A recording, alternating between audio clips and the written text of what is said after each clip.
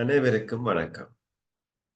தெற்காசிய நாடுகளில் குழந்தைகளின் ஆரம்பகால கல்வியின் தரத்தை மேம்படுத்துவதற்காக ஆரம்பகால குழந்தைகள் பராமரிப்பு மற்றும் மேம்பாட்டுக்கான சர்வதேச சங்கம், மாணவர்களின் கல்வியின் தரத்தை மேம்படுத்துவதற்காக தரமான கல்விக்கான சர்வதேச சங்கம், இவை இரண்டும் இணைந்து தெற்காசிய நாடுகளில் உள்ள ECCD ஆசிரியர்களுக்காக நடத்தும் திறன் மேம்பாட்டுக்கான சர்வதேச திட்டத்தின் ஸ்பீக் இன் இங்கிலீஷ் லெக்சர் சீரீஸில் உங்கள் அனைவரையும், அதாவது நேர்காணலில் உங்கள் அனைவரையும் சந்திப்பதில் பெரும் மகிழ்ச்சி அடைகிறேன். இன்று நாங்கள் பார்க்க போவது லெசன்ஸ் 7, 8 and 9, அதாவது பாடங்கள் 7, 8 மற்றும் 9. எனவே நாங்கள் வழக்கமாக பாடத்திற்குள் இன்று நாங்கள் ஒவ்வொருவரது கேள்விகளையும் நாங்கள் டிஸ்கஸ் பண்ணுவதற்கு முன்னர் பாடத்தின் சுருக்கத்தை, அதாவது சாராம்சத்தை முதலில் நாங்கள் பார்க்கலாம்.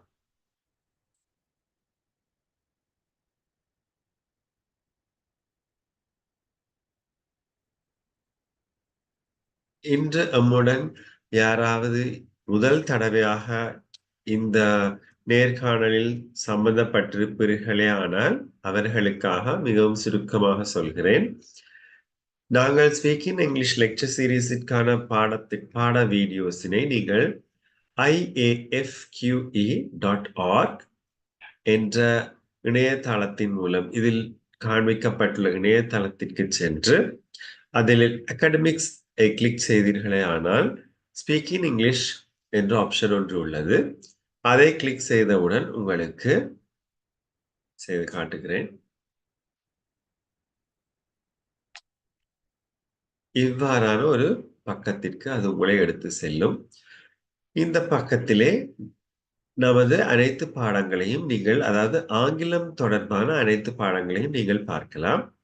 எனவே இன்று நாங்கள் பார்க்க போவது 7, 8 மற்றும் 9. முதலில் 7ஆம் பாடத்திற்கு நாங்கள் செல்வோம். எனவே ஒவ்வொரு பாடத்தையும் நீங்கள் உங்களுக்கு விரும்பிய மொழியில், அதாவது உங்களுக்கு இலகுவாக விளங்கக்கூடிய மொழியில் முதலில் அதை பார்த்துவிட்டு அதே பாடத்தினை இங்கிலீஷிலும் நீங்கள் பார்க்கலாம். நீங்கள் அதை முடித்ததன் பின்னர் செல்ஃப் அசஸ்மெண்ட் ஃபார்ம் என்று ஒரு செக்ஷன் ஒவ்வொரு பாடத்திற்கும் உள்ளது. அதற்கு சென்று அதில் கேட்கப்பட்டுள்ள வினாக்களுக்கு நீங்கள் விடையளிக்க முடியும். அதற்கு பின்னர் கண்டினியூஸ் அசஸ்மெண்ட் ஃபார்ம், இதை கண்டிப்பாக செய்ய மறந்து விடாதீர்கள். இது உங்களின் பாடத்திற்கு மேலதிகமான, அதாவது உங்களுக்கு ஒரு பிராக்டிஸாக அமையும், பயிற்சியாக அமையும், சிறந்த ஒரு பயிற்சி. ஏனெனில் நீங்களாகவே ஒரு 25 நேர்மறை எதிர்மறை வினாக்களை அமைப்பதற்கு அங்கு கேட்கப்பட்டிருக்கும். எனவே இதை செய்வதன் மூலம் நாங்கள் கற்கும் பாடத்தின் பிராக்டிக்கல் உங்களுக்கு இதில் அமையும். எனவே நாங்கள் இன்று பார்க்க முதலாவது பாடம் 7 எதை பற்றியது என்று பார்க்கலாம்.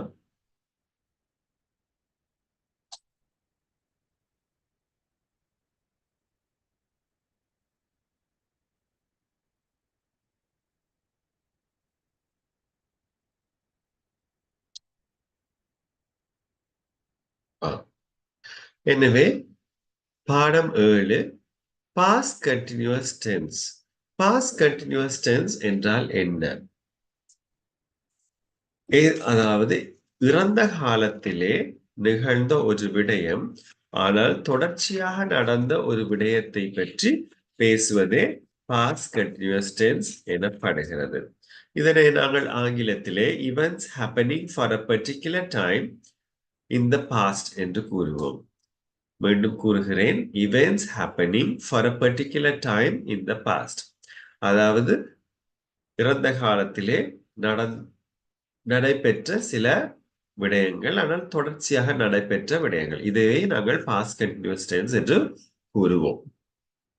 எனவே நீங்கள் இதுவரைக்கும் பார்த்த வீடியோஸில் நீங்கள் பார்த்திருந்தால் நாங்கள் பொதுவாகவே 4 வகையான வாக்கியங்களை பார்ப்போம். அதில் நேர்மறை வாக்கியங்கள், எதிர்மறை வாக்கியங்கள், நேர்மறை வினாக்கள், எதிர்மறை வினாக்கள்.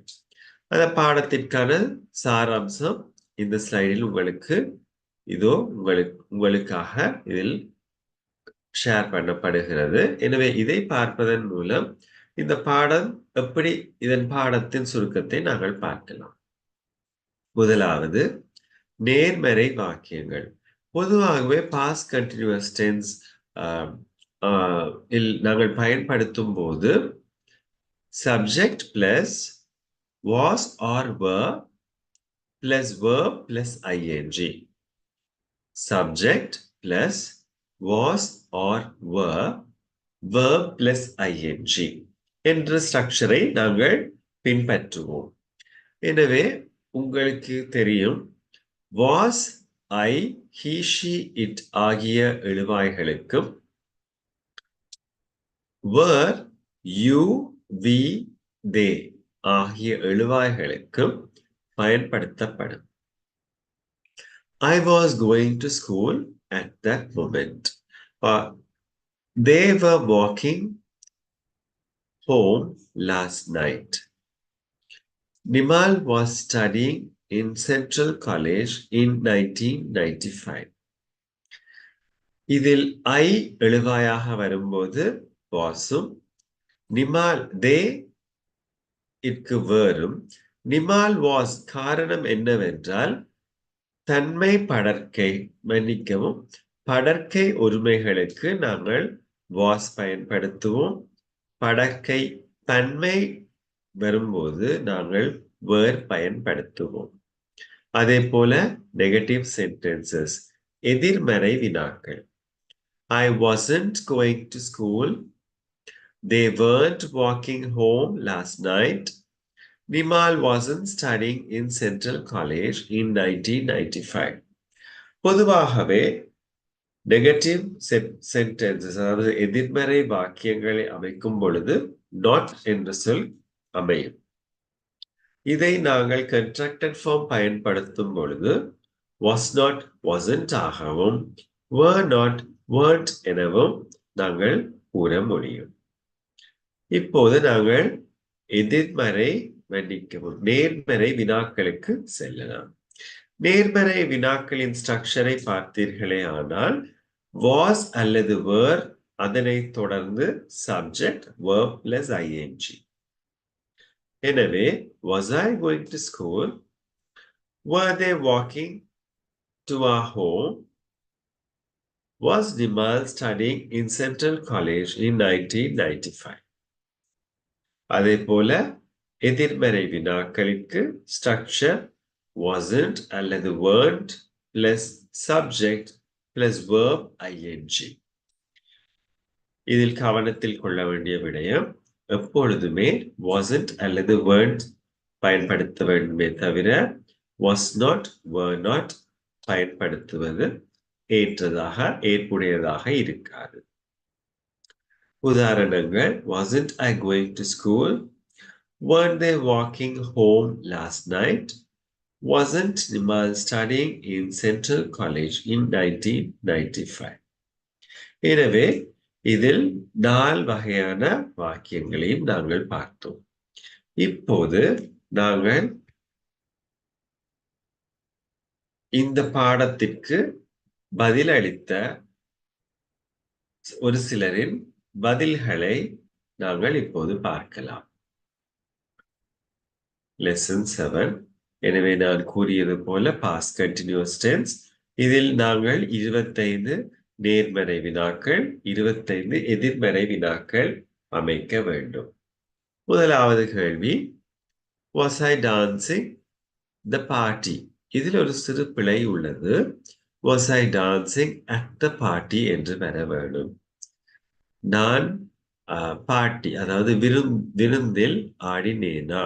was I dancing? எனவே ஸ்ட்ரக்சருக்கு அமைவாக உள்ளது பாருங்கள்.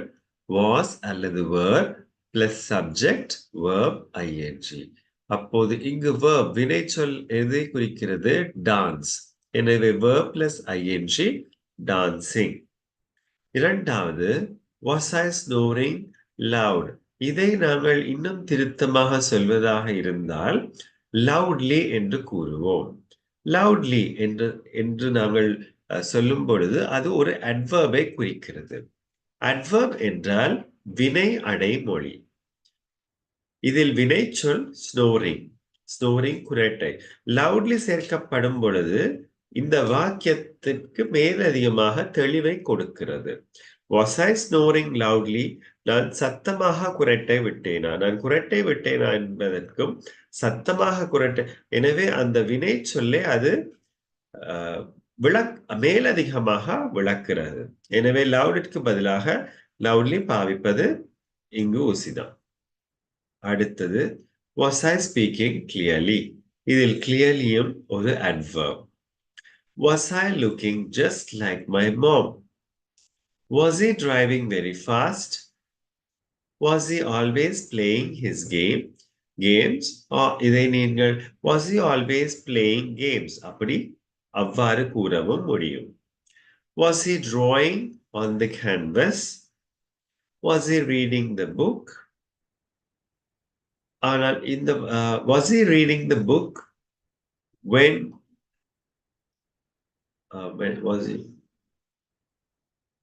was he reading the book this weekend? அதாவது நீங்கள் குறிப்பிட்டும் கூற முடியும். was she smiling at you? was she writing the essay? was she tapping on the table?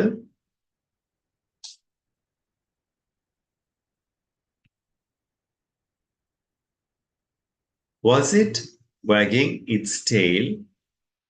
was it licking the bone? was it hopping into the hole? இப்போது were you scribbling on the paper? scribbling என்றால் கிறுக்குவதை குறிக்கும். were you screaming?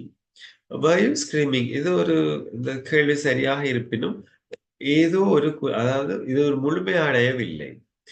were you screaming when the teacher entered the class?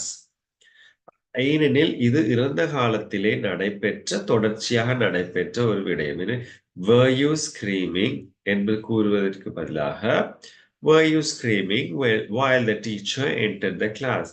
ஆசிரியர் உள்ளே நுழையும் போது நீங்கள் கத்தினீர்களா என்று இதன் பொருள். were you cooking in the kitchen? were you trampling my bag? were they having a cup of latte? were they dreaming in their sleep? were they going to the supermarket? were we doing a homework? were we sitting properly? were we behaving ourselves? இந்த வினாக்களை மேலும் நாங்கள் விரிவுபடுத்தி கூற முடியும். ஒரு சிலரை மட்டும் நான் உங்களுக்கு விரிவுபடுத்தி காட்டுகிறேன்.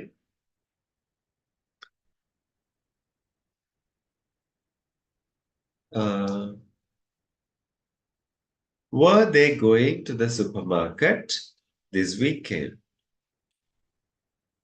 Were we behaving ourselves at the party? எனவே இந்த வினாவினை நாங்கள் இன்னும் விரிவாக விரிவுபடுத்த முடியும். இப்போது எதிர்மறை வினாக்களுக்கு செல்லலாம். அதற்கு முன்னர் ஒரு சிறு வேண்டுகோள். நீங்கள் பதிலளிக்கும் பொழுது கண்டிப்பாக இலக்கங்கள் இடவும். அது நமக்கு மிகவும் இலகுவாக இருக்கும், உங்களுக்கும் இலகுவாக இருக்கும். நீங்கள் இங்கு கொடுக்கும் வினாக்கள் ஒவ்வொன்றிற்கும் முன்னால் அதற்கான இலக்கத்தை இட்டு செல்லவும். மற்றும் ஆங்கிலத்திலே முக்கியமாக ஒரு சில ரூல்ஸ் என்று சொல்லுவோம். ஒரு வசனம் அல்லது ஒரு வினா தொடங்கும் பொழுது முதல் சொல் கண்டிப்பாக முதல் எழுத்து கேபிட்டலாக அமைய வேண்டும். அதேபோல் வினாவாக இருப்பின் வினாக்குறியும், ஒரு வாக்கியமாக இருப்பின் முற்றுப்புள்ளியும் இறுதியில் இருப்பது அவசியம். எனவே இப்போது நாங்கள் எதிர்மறை வினாக்களை பார்க்கலாம். இந்த நபரின் எதிர்மறை வினாக்கள்: wasn't I obeying the rules? Wasn't I drinking my can of soda? Wasn't I dancing on the stage? Wasn't he wearing a black coat? Wasn't he carrying a luggage? Wasn't he polishing his shoes? Wasn't she brushing her teeth? Wasn't she singing with a high pitch? Wasn't she eating all the food on the table? Wasn't it barking at you? Wasn't it swallowing its food? Swallowing என்றால் விழுங்குவதை குறிக்கும். Weren't you cramming your notes? Weren't you completing your homework? Weren't you sleeping all day? Weren't you crushing the paper? Weren't we shining? Weren't we weren't we shining brightly? Bright என்பதை விட brightly இங்கு பயன்படுத்தலாம். நான் முன்னரே கூறியது போல வினை அடைமொழி. Weren't we ordering sushi? Sushi ஒரு உணவு வகை. Weren't we jogging in the park? Weren't we enjoying the sunset?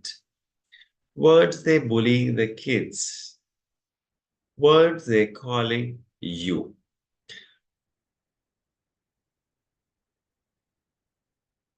Weren't they cheering for you? Weren't they dancing gracefully? Weren't they having their lunch?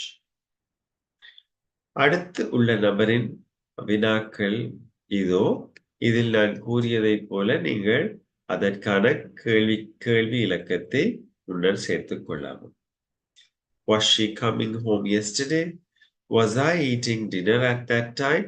இப்போது இந்த நபர் அமைத்துள்ள வினாக்கள் எதற்குமே முக்கியமாக வினாக்குறி இங்கு இல்லை. இதை நீங்கள் கவனத்தில் கொள்ள வேண்டும்.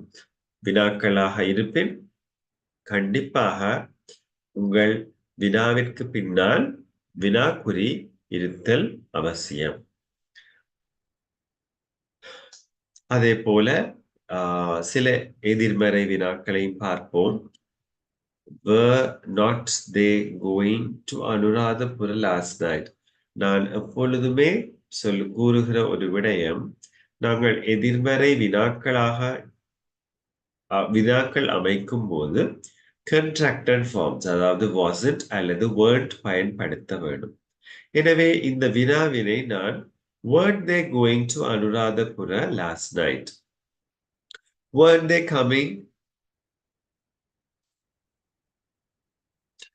they coming to Kandy town yesterday? அதில் ஒரு to இல்லை. Weren't they coming to Kandy town yesterday morning? Wasn't it growing plants? Wasn't it eating grass last week? Weren't they playing football yesterday morning? Weren't we wearing a sari? for my friend's wedding or on my friend's wedding என்று கூறவும் முடியும். for அல்லது on. சரி. இப்போது இந்த நபர் நேர்மறை வினாக்களை அமைத்துள்ளார், எதிர்மறை வினாக்களை அமைக்கவில்லை. இதில் நான் பார்த்த வரையில் அதிகமானோர் எதிர்மறை வினாக்களை அமைக்கும் பொழுது நாட் யூஸ் பண்ணுகிறீர்கள். அது பிழை அல்ல. ஆனால் கன்ட்ராக்டட் ஃபார்ம்ஸை முடிந்த வரையிலும் பயன்படுத்தவும். ஏனெனில் பேச்சு வழக்கில் நாங்கள் was not the little boy என்று கூற மாட்டோம், வாசன் த லிட்டில் பாய். எனவே இதை நீங்கள் கவனத்தில் கொள்ள வேண்டும். இப்போது நாங்கள் அடுத்த பாடத்திற்கு செல்வோம். அடுத்த பாடம் 8 எதை பற்றியது? Future tense.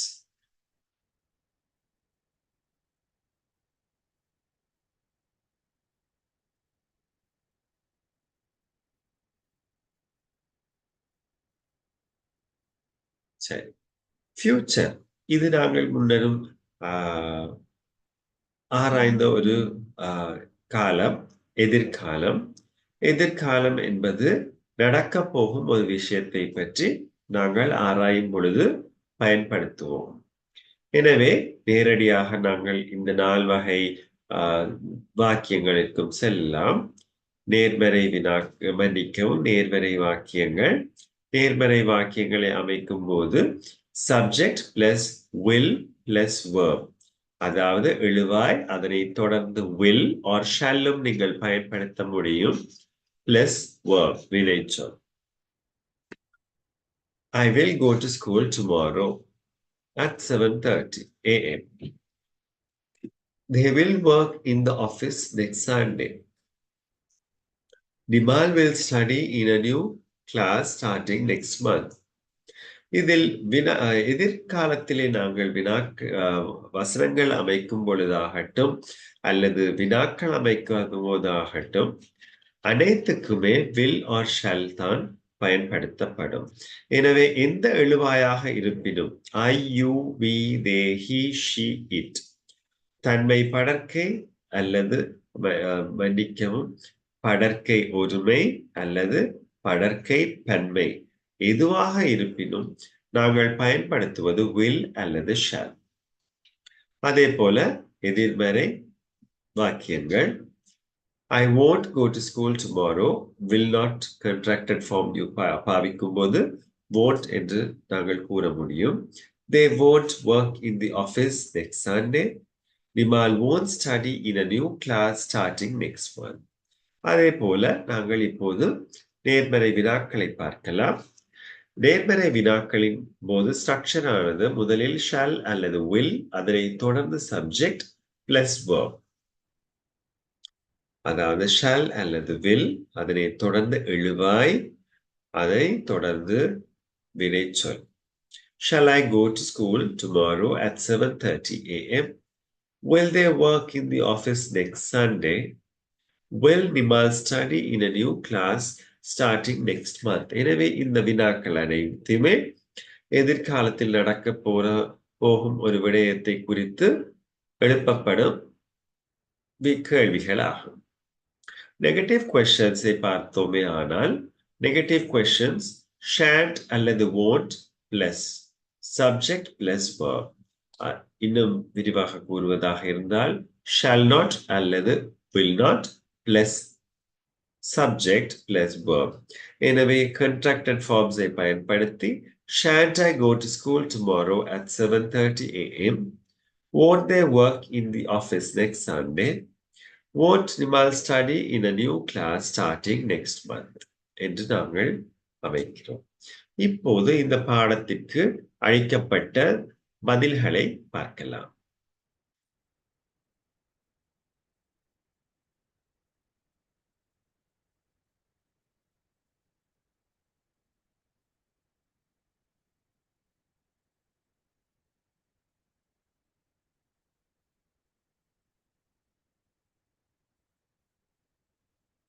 பாடம் 8.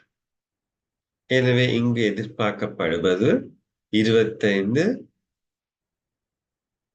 கேள்விகள். நேர்மறை எதிர்மறை கேள்விகள். எனவே நேர்மறை கேள்விகளின் structure will or shall plus subject plus verb. இதில் முதலாவது கேள்வி shall I come? கண்டிப்பாக கேள்விக்குறி போடப்பட வேண்டும். shall I come என்ற வினா சரியாக இருப்பினும் முழுமையடையவில்லை. shall I come to the party? நான் விருந்துக்கு அல்லது பார்ட்டிக்கு வரலாமா? shall I come next week? நான் அடுத்த கிழமை வரலாமா? எனவே shall I come என்று நிறுத்துவதை விட இந்த வினாவினை நாங்கள் இன்னும் தெளிவாக்க முடியும். shall we go home? shall I eat my breakfast? இதை நாங்கள் shall I have my breakfast என்றும் கூற முடியும். will we have money? எதற்கு? will we have money to buy a car? அல்லது will we have money to buy a house? இவ்வாறு கூறும் பொழுது இந்த வினா முழுமை அடைகிறது. அல்லது will we have money என்று நீங்கள் நிறுத்துவீர்களே ஆனால் எங்களுக்கு காசு இருக்குமா என்றே அதன் பொருள்.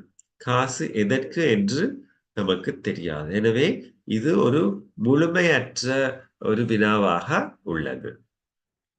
shall I give some money? will it take a meal? will Nimal go to Kandy next Poya day? will they come home tomorrow morning? will you come? Okay, இதில் ஒரு சிறு பிழை இருக்கிறது. இதை நாங்கள் will you come to class to improve your knowledge என்று கேட்கலாம். will you come to class to improve your knowledge? improveக்கு spelling IMPROVE. will you get respect well? இதை நாங்கள் மாற்றி அமைக்க முடியும். will you be respected or will you be respected well என்று சொல்லலாம். அப்படியும் அல்லவெனில் இலகுவாக கூறுவதற்கு will you respect elders? வயதில் பெரியவர்களை நீங்கள் மரியாதை செலுத்துவீர்களா? will you respect your elders என்று கூற முடியும். will you come back home tomorrow? will she going music class? அல்ல, இதில் நாங்கள் பார்ப்பதோ simple future. will she go for music classes? அப்படி இல்லாவிட்டால் will she go for music lessons என்றும் நாங்கள் இதை சொல்ல முடியும். will he take a bath in the bathroom? in bathroom இல்ல, will he take a bath in the bathroom? will they come to a decision? அல்லது will they make a decision for my problem? decision DECISION. மீண்டும் கூறுகிறேன், DECISION. will they make a decision அல்லது will they come up with a decision? இதை நாங்கள் வெவ்வேறு முறைகளிலே சொல்ல முடியும். மிகவும் சிம்பிளாக கூறுவதாக இருந்தால் will they make a decision for my problem or will they come up with a decision? இன்னும் சில வினாக்களை நாங்கள் பார்க்கலாம். இப்போது நாங்கள் பார்த்த வினாக்களில் இன்னும் 25 வினாக்கள் இல்லை. எனவே இதில் உங்களுக்கு இப்படி ஒரு ஆப்ஷனும் உள்ளது. நீங்கள் நேரம் உங்களுக்கு கிடைக்கும் நேரத்திற்கு ஏற்ற வகையிலே இந்த அசஸ்மெண்ட் செல்ஃப் அசஸ்மெண்ட் ஃபார்ம்ஸை நீங்கள் செய்ய முடியும். ஒரே இதழாக அமர்ந்து 25 வினாக்கள், நேர்மறை வினாக்கள், 25 எதிர்மறை வினாக்களை செய்வது சற்று கடினம். எனவே உங்களின் நேரத்திற்கு ஏற்றவாறு நீங்கள் இதை எப்போது வேண்டுமானாலும் செய்யலாம். எனவே உங்களுக்கு ஒவ்வொரு கிழமையுமே 3 லெக்சர்ஸே வெளியிடப்படுகின்றன. எனவே உங்களுக்கு ஒரு கிழமை வரை கால அவகாசம் இருக்கிறது. நீங்கள் உங்கள் காலத்திலே சரியாக பிளான் செய்து இதற்கு நீங்கள் பதில் அளிக்க முடியும். சற்று நேரம் எடுக்க வேண்டும். அப்பொழுதுதான் நீங்கள் அர்த்தமுள்ள வாக்கியங்களை அமைக்கக்கூடியதாக இருக்கும். அடுத்து இன்னும் சில நேர்மறை வினாக்களை பார்க்கலாம். Shall I go to the cinema tomorrow? Shall I take the dog on a walk later? Or shall I take the dog for a walk later?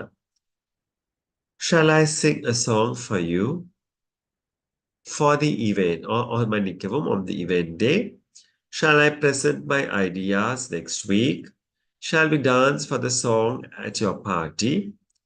Shall we question you about the interview? Shall we come to the restaurant day after tomorrow? Day after tomorrow என்பது அடுத்த நாள். Shall we come to the restaurant day after tomorrow? Will he complete the registration? Will he send the parcel next month? Will he talk to his parents later? Will he own a mansion when he is big? Mansion என்பது ஒரு பெரிய ஒரு வீட்டை குறிக்கும், ஒரு மாளிகை என்று நாங்கள் கூற முடியும். Will she run her hotel well the next few months? இதில் run என்பது ஓடுவதை குறிப்பதல்ல. இங்கு will she run her hotel என்றால் நிர்வாகம் நடத்துவதை குறிக்கிறது. Will she water the plants in the evening? Will she lock the door at night? Will you pray for me when you visit the temple? Will you help me with my homework? எனவே இவ்வாக்கியங்கள் அனைத்தும் சரியான வாக்கியங்கள். தயவு செய்து நான் முன்னரே கூறியது போல இந்த வினாக்களிற்கு முன்னர் நீங்கள் அதற்கான இலக்கத்தை இட்டுச் செல்லவும். அடுத்து நாங்கள் இப்போது எதிர்மறை வினாக்களை பார்க்கலாம். எனவே எதிர்மறை வினாக்களின் ஸ்ட்ரக்சர் will not, அதாவது won't அல்லது shan't plus subject verb. Will not come home do homework அல்ல, இது நாங்கள் won't you come home to do your homework என்று கூற முடியும். அதாவது மீண்டும் கூறுகிறேன், won't you come home to do your homework? நீங்கள் வீடு திரும்ப மாட்டீர்களா உங்கள் வீட்டு வேலையை செய்வதற்கு? அதை மீண்டும் நான் ரீஃப்ரேஸ் செய்வதாக இருந்தால், நீங்கள் வீடு திரும்ப மாட்டீர்களா உங்கள் வீட்டு வேலையை செய்வதற்கு? Won't she come to Candy Town? Won't she come to Candy Town அல்லது won't she visit Candy Town என்பது மிகவும் பொருத்தமான ஒரு சொல். visit. come என்பதை விட visit இங்கு பயன்படுத்தலாம். Won't he help you? Won't Karthi come to our home? இதில் அனைத்துமே contracted forms பயன்படுத்தப்பட வேண்டும். Shan't I come for the New Year festival? Shan't I come for the New Year festival? Shan't I go to the temple next Friday? Shan't we go to Anuradhapura tomorrow? Will they get a decision to your problem? இந்த வினாவானது இதற்கு நாங்கள் படித்த ஸ்ட்ரக்சருக்கு அமைவானது அல்ல. இங்கு நாங்கள் எதிர்பார்ப்பதோ எதிர்மறை வினாக்கள். Won't he play cricket? Won't she make sari blouse pattern? இதை நாங்கள் சற்று திருத்துவதாக இருந்தால் திருத்தி இவ்வாறும் கூற முடியும். Won't she stitch a sari blouse? Won't she make a sari blouse என்பதை விட won't she stitch a sari blouse? Shall I talk with you tomorrow? இதற்கு அமைவான ஒரு வாக்கியம் அல்ல. அடுத்து நாங்கள் பார்க்க போவது lesson 9. lesson 9 எதை பற்றியது?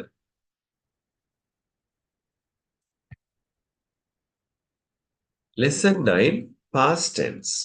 எனவே லெசன் 7 ஏழாவது பாடம் பாஸ்ட் கண்டினியூஸ் அண்ட் லெசன் 9 பாடம் 9 பாஸ்ட் டென்ஸ் இறந்த காலத்தை குறிக்கிறது. இறந்த கால நேர்மறை வாக்கியங்களிலே ஸ்ட்ரக்சர் சப்ஜெக்ட் பிளஸ் இங்கு கொடுக்கப்பட்டுள்ளது I went to school yesterday. I went to school yesterday. They came home last week. Nimal studied in Central College in 1995.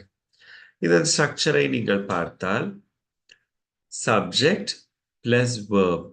ஆனால் இங்கு verb வினைச்சொல் பிறந்த காலத்தில் அமைய வேண்டும். Plus the object and rest of the sentence. எனவே I went to school. இங்கு go என்ற சொல்லிற்கு இறந்த காலத்தில் went என்று கூறுவோம். அதேபோல் come came எனவும் study studied என்றும் அமைகிறது. சற்று உங்கள் மேலதிக விளக்கத்திற்காக நாங்கள் verbs-ஐ regular verbs irregular verbs என்று பிரிக்கலாம். regular verbs irregular verbs. அதாவது ரெகுலர் வேர்ப்ஸ் என்று கூறும்போது ஒரு வினைச்சொல்லை இறந்த காலத்திற்கு மாற்றும் போது ed அல்லது ied சேர்ப்போம். இங்கு காட்டப்பட்டுள்ளவாறு study studied, play played, cry cried, walk walked, ed மட்டும் சேர்ப்போம்.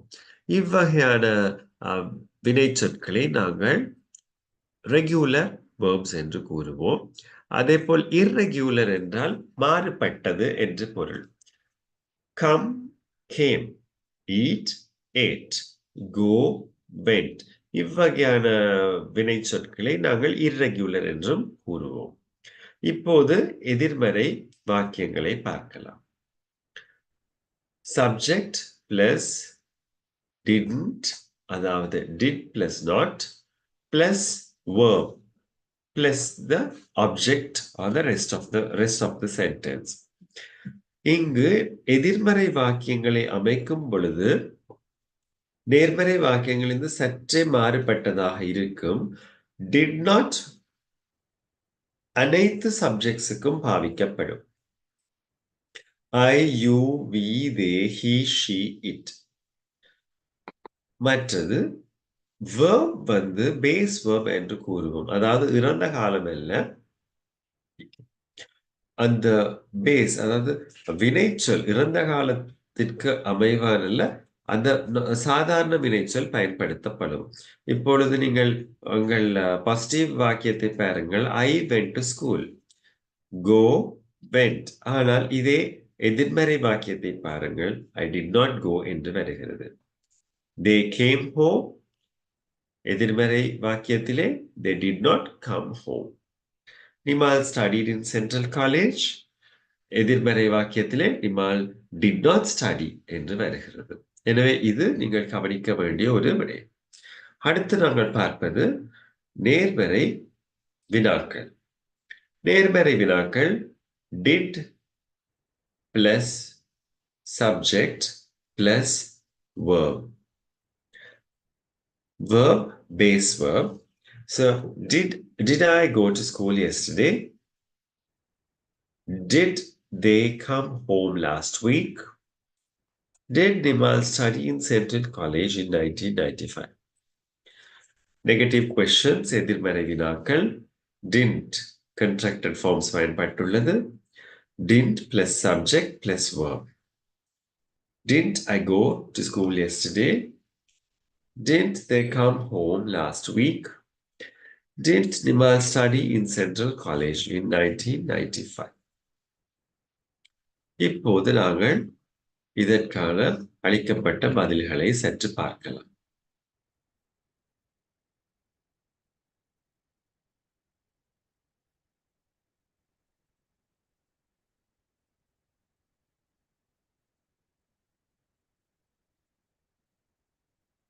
எனவே இங்கு நமக்கு தேவைப்படுவது 25 நேர்மறை மற்றும் 25 எதிர்மறை வினாக்களை அமைப்பதற்கு.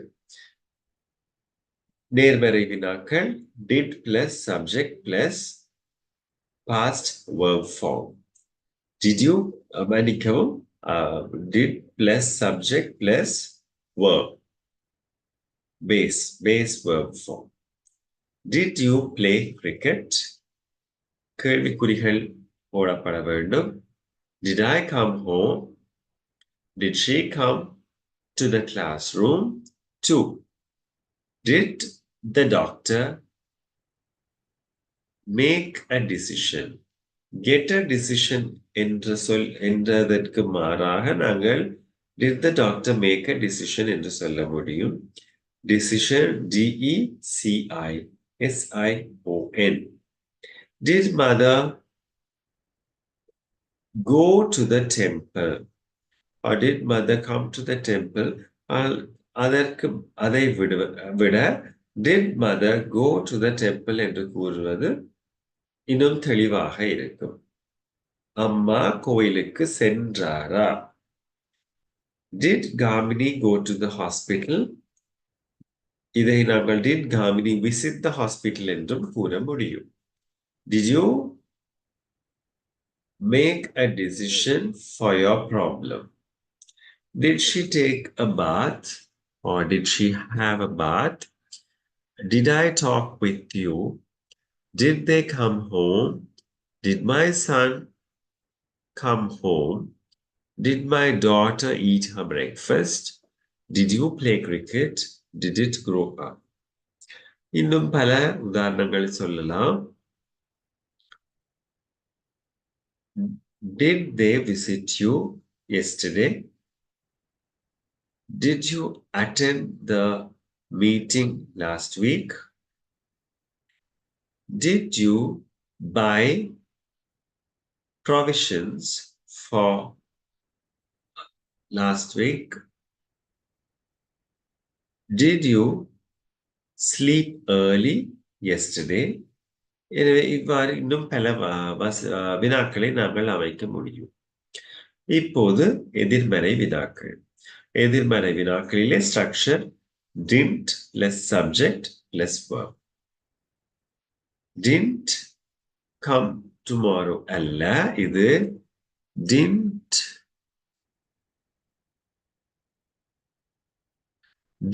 you இறந்த காலத்திலே நாங்கள் கேள்வி அமைக்க வேண்டும். டுமாரோ என்பது நாளையை குறிக்கிறது. எனவே இந்த வினா didn't you come yesterday என்று இருக்க வேண்டும். மீண்டும் கூறுகிறேன், didn't you come yesterday.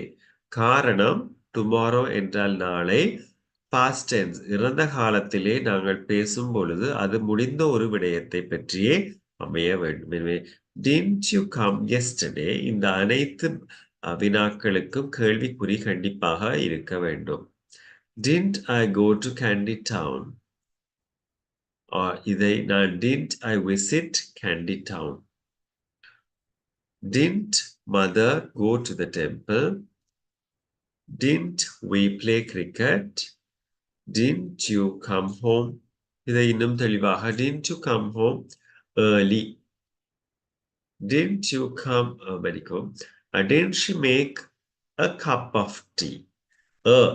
Didn't she make a cup of tea? Did we go to Anuradhapura last time? Did we can do it? இந்த கேள்வி பிழை. Didn't it wash tomorrow? அல்ல, didn't it wash yesterday? ஆனால் இது சரியான ஒரு அதாவது இலக்கணத்திற்கு அமைவாக இருந்தாலும் கூடவே சரியான பொருள் வசனத்தில் அல்லது வினாவிலும் அமைவது முக்கியம். எனவே didn't it wash yesterday என்பது didn't I wash yesterday என்று நாங்கள் கூற முடியும். Didn't we go home? Didn't he go music room? அல்ல, நீங்கள் சொல்லலாம் didn't he go for music classes to improve? இதில் her knowledge அவள் என்று வரும் பொழுது நாங்கள் இதை Didn't she go for music classes to improve her knowledge? மீண்டும் கூறுகிறேன். Didn't she go for music classes to improve her knowledge? Didn't I go to the home? Didn't I go home yesterday? Didn't அது பிழை. Did not I can write it அந்த வினாவானது பிழை. Didn't we take lunch? Did my mother talk with her friend? Didn't Nimal visit you? இன்னும் வேறு சில உதாரணங்களை பார்க்கலாம். Didn't the children go to play in the evening? Didn't the teacher finish the lesson? Didn't the students perform well at the exam? எனவே இதற்கு மேலும் நிறைய உதாரணங்கள் வினாக்கள் நாங்கள் அமைக்கலாம். எனவே இன்று இத்துடன் நமது பாடம் நிறைவு அடைகிறது. நாங்கள் இன்று பார்த்தது 7 பாடம் 7ல் past continuous tense, 8ஆம் பாடம் future tense, 9ஆம் பாடம் past tense. எனவே இதில் தெளிவு பெற்றிருப்பீர்கள் என்று நம்புகிறேன். விரும்பினால் மீண்டும் ஒரு முறை இந்த பாடத்தினை முழுமையாக பார்த்துவிட்டு இதில் உள்ள செல்ஃப் அசஸ்மெண்ட் ஃபார்ம்ஸை தவறாமல் செய்யவும். எனவே நாங்கள் மீண்டும் அடுத்த கிழமை அடுத்த 3 பாடங்கள், அதாவது 10, 11 மற்றும் 12ஆம் பாடங்களை பற்றி கலந்து உரையாடலாம். இந்த நேரடி விரிவுரை தொடரில் உங்கள் அனைவரையும் சந்தித்ததில் எனக்கு மிகுந்த மகிழ்ச்சி. இது உங்கள் அனைவருக்கும் உதவி இருக்கும் என்று நம்புகிறேன். இத்துடன் எனது இந்த பாடத்தை நிறைவு செய்கிறேன். மீண்டும் ஒரு முறை சந்திக்கும் வரை உங்களிடமிருந்து விடைபெறும் நான் திரு திஷான் ஜெகநாதன். நன்றி, வணக்கம்.